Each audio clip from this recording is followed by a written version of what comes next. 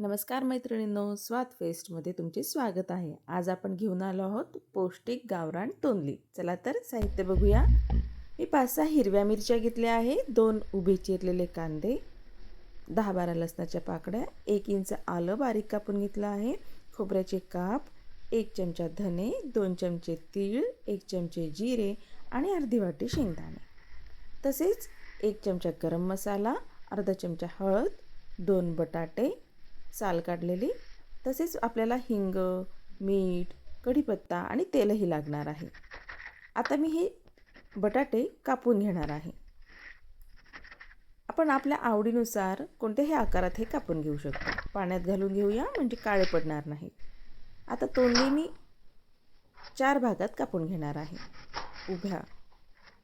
असे उभे 4 काप करणार आहे.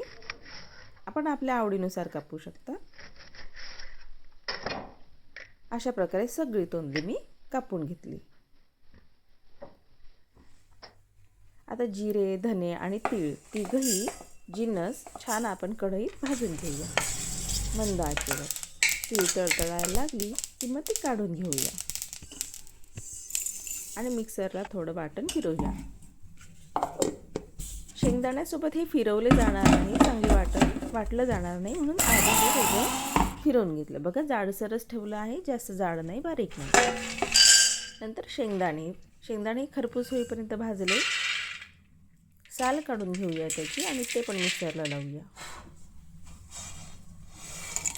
मिक्सरला घातले, त्यात आपण थोडंसं लसूण घालूया आणि परत जाडसर वाटून घेऊया.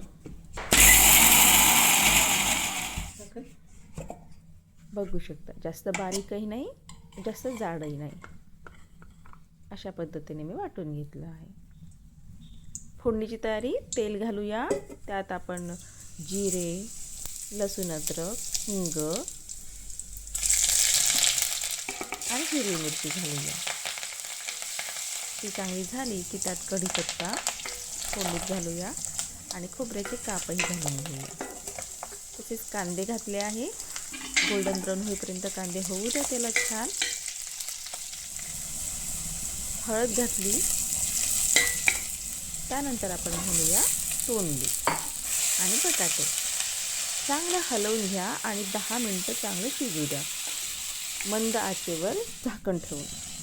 बघा, अशा प्रकारे मी 10 मिनिटं होऊ दिली. आता ही चेक करूया किती शिजली आहे. बऱ्यापैकी शिजली आहे, थोडीशी बाकी आहे, 2 मिनिटात होऊन जाईल.